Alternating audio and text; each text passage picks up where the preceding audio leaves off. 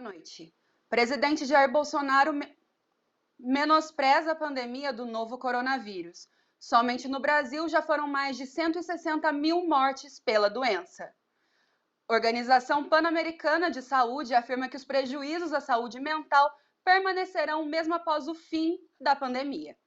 Há dias sem água e luz, população do Amapá sofre com disparada nos preços. Brasil chama a atenção do mundo pelo crescimento exponencial do número de queimadas. Educação básica se transforma por meio das aulas online e faz com que os pais se tornem verdadeiros professores. Essas e outras notícias agora no TJ Unifateia.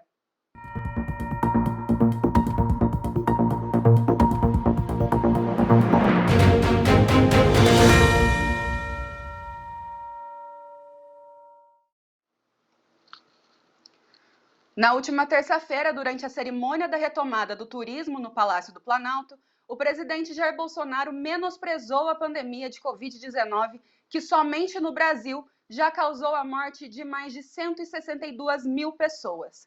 Em seguida, o presidente disse ainda que o país precisa encarar a pandemia de peito aberto e que o Brasil tem que parar de ser, abre aspas, um país de maricas, fecha aspas.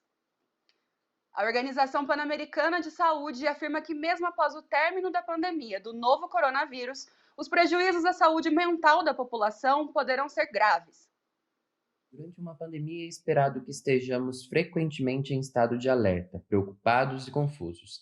Estima-se que entre 1/3 e metade da população exposta a uma pandemia pode vir a sofrer alguma manifestação psicopatológica, caso não seja feita nenhuma intervenção de cuidado específico. Esses números foram publicados no Relatório de Saúde Mental e Atenção Psicossocial da pandemia Covid-19, publicado pela Fiocruz. As reações mais frequentes incluem o medo de adoecer e de morrer, de perder pessoas que amamos e também o trabalho. E esses fatores acabam produzindo uma sensação recorrente de impotência, irritabilidade, angústia e tristeza. Para a psicóloga Bruna Freitas, a pandemia mostrou que a saúde mental deve ser tratada antes mesmo do aparecimento de qualquer sintoma. Eu acho que a questão da saúde mental, de uma maneira geral, nunca foi tão falada como está sendo falado atualmente, né? Apesar de já ser tema de muito tempo, que precisa ser levado em consideração, precisa ter um olhar mais delicado para isso, porque as pessoas tendem a não se importar com o que é emocional. Então, o que é emocional existe de verdade, não existe só em épocas de pandemia, existe a todo tempo. Mas pode ser que a agitação da vida, o ir e vir e tudo mais, fazer com que as pessoas não se dessem tanto conta do que elas tinham dentro delas. E aí todo mundo parou e começou a falar, caraca, tô doente, tô mal, tem um monte de coisa. Né? Então, não sei se, não sei não, acho que surgiram algumas coisas novas, mas eu acho que mais acentuou muitas coisas que já existiam. 51% das pessoas consultadas em uma pesquisa do Comitê Internacional da Cruz Vermelha indicou que a pandemia do novo coronavírus trouxe impactos negativos para a saúde mental. A primeira delas é que possibilitou e gerou novas psicopatologias, desenvolveu e agravou as doenças já existentes e ainda limitou os acessos aos serviços públicos de saúde mental. Artigos recentes vêm discutindo mais um impacto causado pela pandemia da Covid-19, a chamada coronofobia. Esse termo vem sendo usado para designar o medo, a preocupação e a ansiedade de contrair o Covid-19, referindo-se também ao impacto psicológico e aos prejuízos funcionais provocados nas pessoas por esta doença. Thaís Endretti, fisioterapeuta, atuante na linha de frente para o tratamento dos doentes durante a pandemia do novo coronavírus, acredita que os impactos psicológicos também favorecem o adoecimento da população. A questão do medo, por a gente ter familiares e saber que a gente pode estar contaminando os nossos pais, meus pais são grupo de risco, né? Foi difícil no começo por conta disso. Eu tento não pensar. Eu tento chegar lá na Santa Casa, né, ver o paciente e pensar somente nele mesmo, questão de empatia, de poder fazer o meu trabalho e ter que evoluir com relação a ele mesmo, entendeu? Penso diretamente no paciente. E quais atividades podem diminuir esses danos? Não existe nenhuma fórmula, mas a recomendação é a mesma de sempre.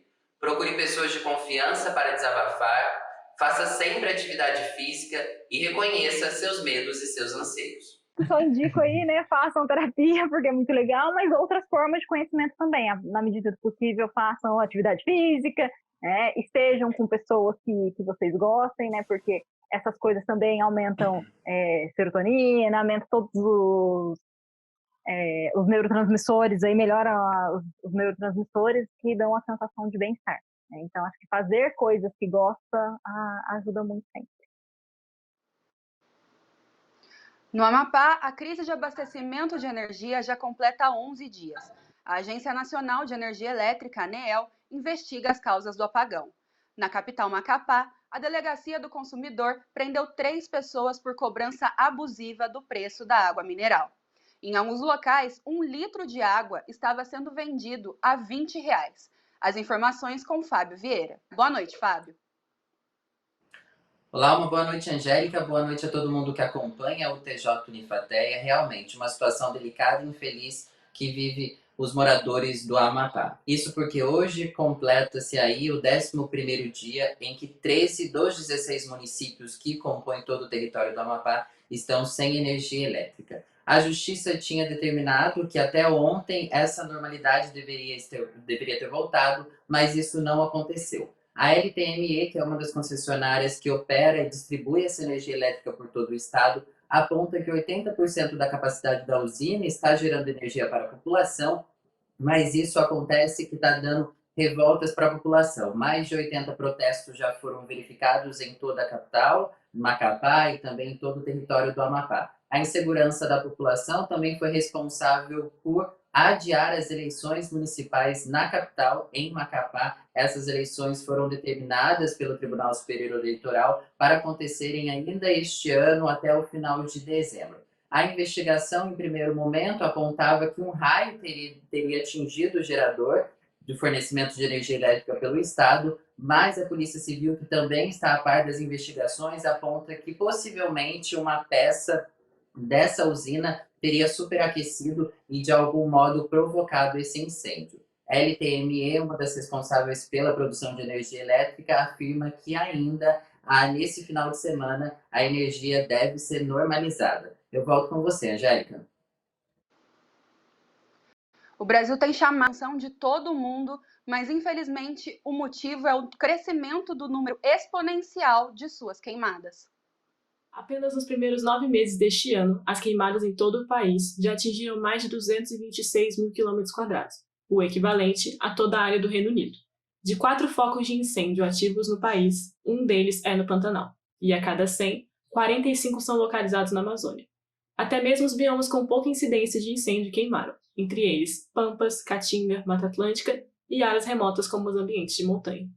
Um dado importante para entender o contexto das queimadas é que, recentemente, órgãos de proteção da natureza internacionais, como Greenpeace, trouxeram à tona a realidade de que o desmatamento gerado pelo agronegócio e a falta de fiscalização podem ser as principais causas de queimadas em grandes biomas. Thales Ferreira, biólogo e especialista em agroreflorestamento de áreas degradadas, conta o que há por trás das queimadas. O fogo é cultural. O fogo, quem coloca fogo tem um interesse na questão de formar pasto, de facilitar o manejo, né, e de formar o capim. Porque quanto mais você coloca fogo, mais o capim vem, porque as outras espécies, o solo já vai ficando tão compactado que nem aquele cerradinho, aquelas árvores, aqueles arbustos, ervas, consegue mais nascer. E aí o capim se estabelece, pronto, perfeito. E também a questão do plantio de monocultura. O fogo é muito destruidor, né? Às vezes você tem uma área que está recuperando há 10 anos, 15 anos, passa o fogo, então é um retrocesso bem grande, assim, sabe? Né? Em várias questões biológicas, não só das plantas, mas como do solo, né? Dependendo da biomassa que tiver ali em combustão, o solo queima até abaixo de 40 centímetros, então mata tudo, mata todas as minhocas, né? Milhares e milhares de seres, né, que vivem no solo também, roedores, etc. Então é um impacto muito grande, o fogo talvez seja um dos maiores impactos que a gente sofre no Brasil, com certeza. E aqui na região do Vale do Paraíba, a situação não é diferente do resto do Brasil. De acordo com os dados do INPE, no Vale do Paraíba, os focos de incêndio registraram seu maior número em 10 anos. Comparando o período de janeiro a outubro de 2019 ao mesmo período de 2020, o número de focos de calor foi de 103 para 277. O incêndio mais recente foi o da Serra Fina, a cadeia de montanhas que abriga a Pedra da Mina. A maior montanha do estado de São Paulo teve mais de 4 km² devastados pelo fogo. Juliane de Anúncio, publicitária e criadora da campanha educativa Mantiqueira Bem, fez a cobertura do fato e destaca a importância da conscientização. As pessoas precisam, de fato, ter mais consciência dos próprios atos e também acesso a essas informações, né? Por que não? Né? Precisa existir uma consciência ambiental para que o incêndio não ocorra antes de tudo. Ter a consciência que precisa existir uma educação ambiental muito pesada em cima das próximas gerações. Assim, a última coisa que uma brigada tem que fazer é apagar o incêndio, entendeu? O que vem antes do incêndio acontecer, que precisa realmente merecer esse foco, sabe? E se isso acontecer, na pior das hipóteses, a gente tem que estar preparado, né? A gente tem que estar preparado para combater, porque é uma guerra. Após pedido do Comitê Internacional, a Anvisa autorizou a retomada dos testes da Coronavac, vacina produzida em parceria com o laboratório chinês Sinovac e o Instituto Butantan de São Paulo. Os testes foram suspensos após a morte de um voluntário. No entanto, a Polícia Civil Paulista constatou que a causa da morte foi suicídio, o que nada teria a ver com a vacina. Com o isolamento social, empresas e trabalhadores precisaram se adequar ao home office. Devido à situação de pandemia causada pelo novo coronavírus, novas medidas precisaram ser incorporadas à sociedade, como forma de prevenção. Entre elas, o teletrabalho, mais conhecido como home office, ganhou destaque nas discussões a respeito do impacto em longo prazo que a modalidade causaria à sociedade. No começo, a gente teve um problema de rendimento muito relacionado à comunicação. Era difícil entender quando que a gente poderia interromper alguém ou quando a gente poderia ser interrompido. O que na agência, por estar todo mundo no mesmo lugar, lá no escritório, era algo natural, já formatado culturalmente durante praticamente 10, 15 anos de funcionamento da empresa. Quando a gente foi para o home office, a gente não sabia necessariamente como a gente trocaria informações, se mais digitando, se mais reuniões, qual tipo de comunicação seria mais efetiva. Então, teve uma perda de rendimento porque teve um excesso de comunicação. A partir do momento que a gente começou a perceber quando era necessário interromper e quando a gente poderia dar conta, teve uma gestão bem pessoal de cada um. Então, as pessoas começaram a assimilar suas responsabilidades e trabalhar sobre elas, ao invés de delegar responsabilidades ao outro. E isso gerou um ganho de produtividade, não só no quesito de entrega profissional, de necessidade de cada um, mas também no amadurecimento profissional, no amadurecimento da gestão de tempo e todos os tipos de amadurecimento relacionado à gestão do próprio profissional sobre o próprio trabalho. Pensando em efeitos a longo prazo e já ambientadas a essa nova realidade, algumas empresas definiram o home office como parte de sua estratégia principal. Segundo o procurador do trabalho, Paulo Douglas, o home office já é uma tendência que estava surgindo e o coronavírus agiu como um propulsor dessa modalidade. Como toda inovação no mercado de trabalho, o home office apresenta fatores positivos e negativos. Se bem implementado, pode ser amplamente vantajoso tanto para as empresas quanto para os seus funcionários. Segundo Paulo Douglas, procurador de trabalho da Agência Brasil, é possível conciliar uma qualidade de vida melhor para o trabalhador e existe a possibilidade, inclusive, de ganhos de produtividade. Mário Nunes acredita que os impactos na economia das empresas podem ser positivos quando bem estruturada uma relação de trabalho. Passado algum tempo, a agência percebeu que seria uma boa jogada mercadológica transformar todo o sistema de trabalho em trabalho home office e trabalho à distância. Então, atualmente, a gente está trabalhando 100% dos nossos profissionais em casa, né? Todo mundo está em casa, usando ferramentas digitais e dando sequência no trabalho de forma totalmente remota. Nas empresas em que o trabalho presencial já voltou a ser realizado, os efeitos da pandemia ainda são sentidos em todas as áreas. A funcionária pública Giovana Martim afirma que diversas medidas preventivas vêm sendo tomadas após o término das atividades de trabalho na modalidade remota. Nós já voltamos, porém com tudo reduzido, a carga horária reduzida, a quantidade de pessoas, o atendimento ao público reduzido e o uso de máscara é constante, o álcool em gel, medir temperatura. Então, tem todas as medidas de segurança ainda. E não foram somente as empresas que precisaram se adequar ao isolamento social. Os pais também estão vivendo um verdadeiro Deus nos acuda com o ensino à distância. Como se acostumar com uma rotina que ainda não entendemos? Para as crianças isso tem sido difícil. Não poder ir para a escolinha e conviver com seus colegas e nem ter o dinamismo que nós tínhamos antes da quarentena. Natália, mãe do Benjamin, que tem 7 anos. E também teve que se acostumar com essa nova rotina. O Benjamin não está indo para a escolinha, está fazendo as aulas em casa. Então a gente conversou com a Natália para saber como é que está sendo essa adaptação. Como é que está sendo a quarentena para vocês? Ter aula em casa, não conviver com os amiguinhos? Então, no começo foi muito difícil. Ele fazia escola particular e a gente está conseguindo manter ele lá. Então, assim, ele tem aula todos os dias, a tarde inteira. E no começo foi muito difícil mesmo. Mas a professora dele, ela tentou no máximo, assim, quase todas as crianças conseguiram se adaptar para serem independentes. Para não ficar com o pai e a mãe do lado. Sim. Bem, hoje ele já sabe ligar o computador e desligar e colocar na aula dele.